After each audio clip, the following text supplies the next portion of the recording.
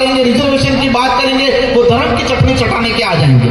लेकिन चिंता मत करो, उबाल आएगा, हर घर से क्रांति जगेगी। और हम इन 1 साल के अंदर ऐसा करने वाले हैं कि रिजर्वेशन क्या है, आरक्षण क्या है, कैसे रिजर्वेशन प्रावधान हुआ, कितना मिल रहा है, कितना मिलना चाहिए, ये पर्चा बढ़ा के हर घर पे चिपकाएंगे बाहर।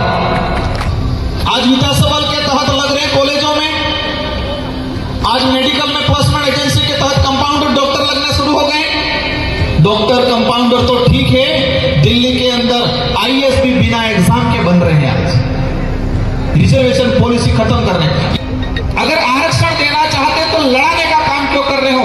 बंटवारा होना चाहिए क्षेत्रीय आधार पे, क्योंकि ये कैसे चाह रहे हैं, मीणा अलग हो जाए, भील अलग हो जाए, डामर अलग हो जाए, शहरी अलग हो जाए, गरासी अलग हो जाए।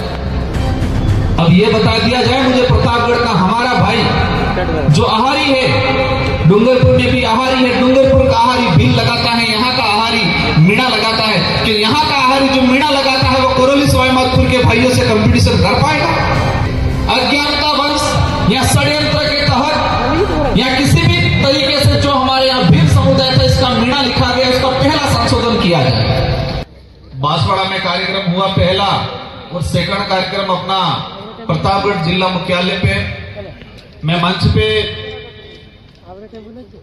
हमारे जो महापुरुष जिनकी प्रतिमाएं तस्वीरें जो लगी हुई है, इनको नमन करना चाहूंगा। इनको नमन करते हुए मैं मेरी बात को शुरू करना चाहूंगा। आज जिस बात को लेके हम यहां पर एकत्रित हुए हैं, जिस समस्या को लेके हम यहां पर एकत्रित हुए हैं, अनुसूचित क्षेत्र आरक्षण मोर्चा, तो ये मंच पे जो हमारी जो प्रतिमाएं लगा रखी है, हमारे बिरसा मुंडा से लगा के ज्योतिबा फुले, जयपाल सिंह मुंडा, भीमराव अंबेडकर जी, जिस आरक्षण की अपन बात कर रहे हैं, जिस आरक्षण की अपन लड़ाई लड़ रहे हैं, इन महापुरुषों की देन है जो संविधान के अंदर सम्मिलित हुआ 5वीं अनुसूची। और बड़े दुख के साथ कहना पड़ रहा है, सरकारें कोई भी रही हो, लेकिन आज तक अनुसूचित क्षेत्र का रिजर्वेशन पॉलिसी संविधान के अंदर क्या है, सरकार ने कब कब कैसे नियम बनाए, संविधान में क्या है प्रावधान और दिया कितना, इस पे आज तक बात नहीं हो पाई। बात इसलिए नहीं हो पाई है क्योंकि हमारा क्षेत्र भोला भाला रहा,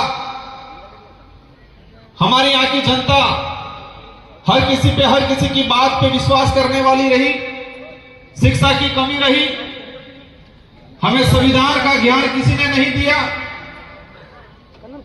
जो 1950 में बना उसकी बात किसी ने नहीं की। लेकिन 5000 साल पहले, 10,000 साल पहले काल्पनिक क्या घटनाएं हुई, उसकी एक एक कड़ी हमारे समुदाय के लोगों को, बड़े बुजुर्गों को, हमारे रिटायर्ड कर्मचारियों को बताया गया। आप सबने अनुभव किया होगा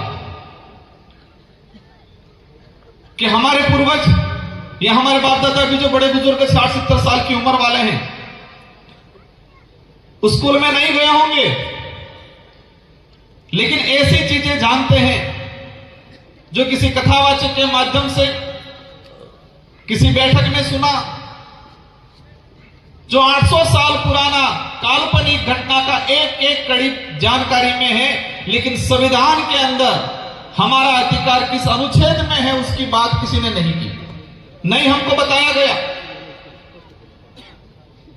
ये विचारधारा आई, शुरुआत हुआ 5वीं अनुसूची के संवैधानिक अधिकार, लोगों ने भड़काया, ये 5वीं पास की बात कर रहे हैं। हमारे बड़े बुजुर्ग कहने लगे 5वीं पास, क्योंकि हमारे बड़े बुजुर्गों को 5वीं अनुसूची क्या है वो नहीं बताया किसी ने, नहीं पाठ्यक्रम में पढ़ाया जा रहा है।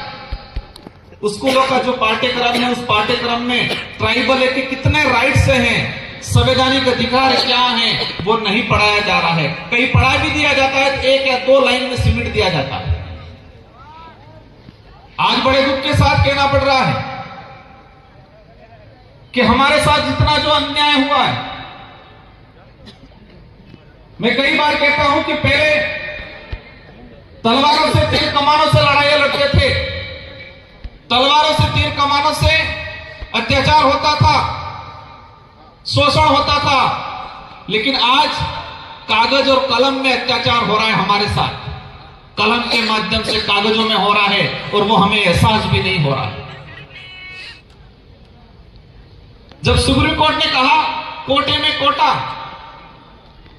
केंद्र सरकार को कहा और केंद्र सरकार ने सभी राज्यों के छोड़ दिया कि राज्य अपने हिसाब से करें।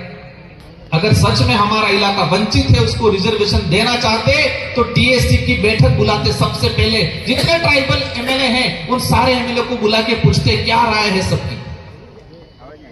आज तक वर्तमान सरकार ने ट्राइबल एडवाइजरी काउंसिल की बैठक नहीं बुलाई। अब हमारे बड़े बुजुर्गों को ट्राइबल एडवाइजरी काउंसिल क्या है उसके बारे में भी नहीं पता है। वो पता इसलिए नहीं है कि आज तक इसके बारे में चर्चा नहीं हुई। माहौल बना दिया गया कि वो खा गया आरक्षण, वो खा गया, उसने ये किया वो किया। स्वाभाविक है जो जागरूक पहले हुआ, स्वाभाविक है जिसकी पहुंच राजधानियों के नजदीक थी, लाभ लिया।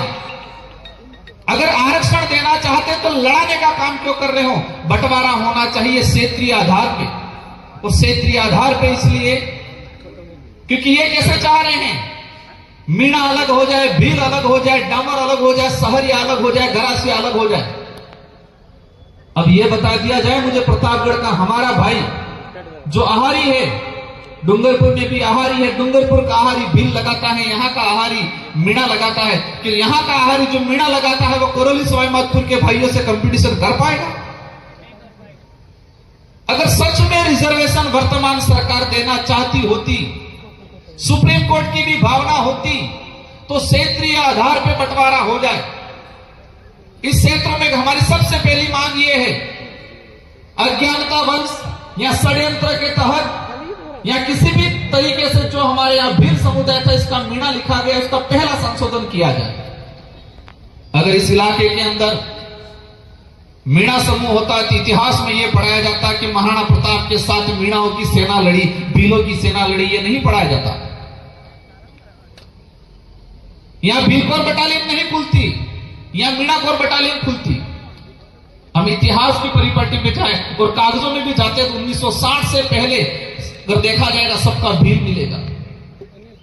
तो मैं वही बात कहता था, पहले हथियारों से अत्याचार शोषण होता था, भेदभाव होता था, हमारे साथ अन्याय होता था, अब कागजों में हो रहा है।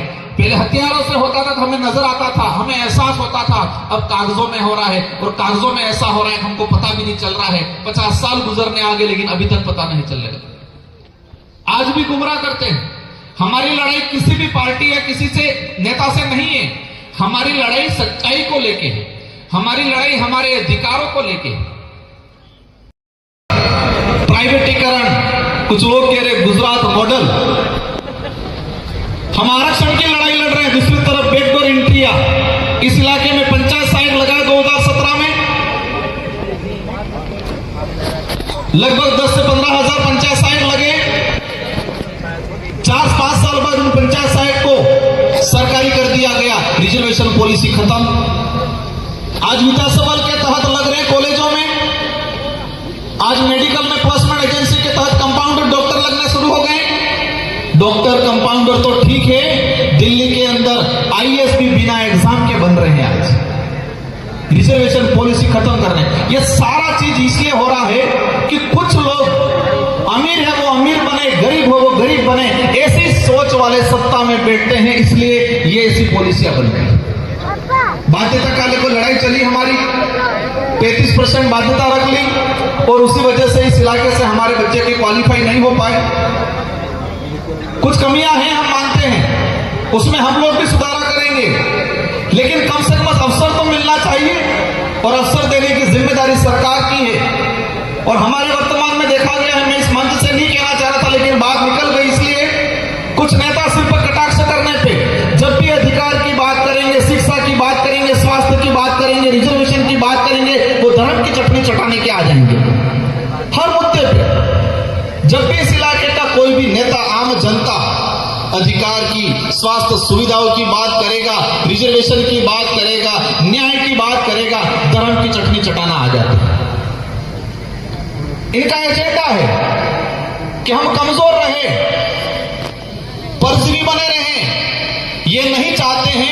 गरीब आत्मनिर्भर बने, क्योंकि गरीब आत्मनिर्भर बन गया तो उनकी राजनीतिक रोटियां सेकना बंद हो जाएगा, क्योंकि फिर आत्मनिर्भर बन गया तो वो सही गलत का फैसला करना लगेगा, सवाल जवाब करेगा। इसलिए सारे साथियों की जिम्मेदारी है कि ये लड़ाई मेरे अकेले की, इस मंच पे विराजमान ये जो जनप्रतिनिधि हैं, जो विधायक जी, इनके अकेले की नहीं है, हम सब की लड़ाई है और उस लड़ाई को संवैधानिक तरीके से लड़ना है। कुछ लोग सोचते होंगे कि संगठन चल रहा है, रैलियां निकाल रहे हैं, क्या होगा, लेकिन चिंता मत करो, उबाल आएगा, हर घर से क्रांति जगेगी और हम इन 1 साल के अंदर ऐसा करने वाले हैं कि रिजर्वेशन क्या है, आरक्षण क्या है, कैसे रिजर्वेशन प्रावधान हुआ, कितना मिल रहा है, कितना मिलना चाहिए, ये पर्चा बढ़ा के हर घर पे चिपकाएंगे बाहर, हर घर के बाहर। हर घर में पैदा हुआ बच्चा जिस दिन समझदार हुआ, जिस दिन बोलना सीखे, उस दिन, जिस दिन समझदार और बोलना सीखा, उस दिन से ही अपने अधिकार को जानने लग जाए। ऐसी क्रांति लाने का अपन सब मिलकर काम करेंगे, क्योंकि उन्होंने अंधकार में रखने का काम किया है, हमारे अधिकारों पे पर्दे डालने का काम किया है। इसलिए हम मुहिम छेड़ेंगे अपन सब मिलके, आप सबके साथ सहयोग से, जो घर में बैठे हैं, क्योंकि आज माहौल बना हुआ है, किसी सरकारी कर्मचारी के परिवार से कोई यहाँ पर आ जाए तो उसका ट्रांसफर हो जाता है, कहते हैं। पर एक बात समझना, जितने नेता, कर्मचारी, अधिकारी को जो न्याय की बात करता है, जो समाज की बात करता है, जो अधिकार की बात करता है, उस कर्मचारी को ट्रांसफर, परेशान करने का काम करते हैं। लेकिन जो नेता, जो अधिकारी, कर्मचारी को जो न्याय की बात करता है, उसको परेशान करते हैं, उन नेताओं के बच्चे, मैं कहना चाहूंगा, कम से कम तुम्हारे बच्चे उस काबिल बनाओ जिस अधिकारी को, कर्मचारी को परेशान, तुम्हारा बच्चा तो बनाओ एखादा कर्मचारी, अधिकारी। जितने नेता परेशान कर रहे हैं, इन सारे नेताओं का देख लो कि उनके बच्चे क्या कर रहे हैं। जिस गरीब घर का व्यक्ति मेहनत करके नौकरी लगा है, उसको तुम परेशान कर रहे हो, कम से कम तुम्हारे बच्चे को तो बना के दिखाओ एक बार, कम से कम उस काबिल, फिर पता चलेगा कैसे तकलीफ होती है, कैसे बनता है, कितना पसीना आता है।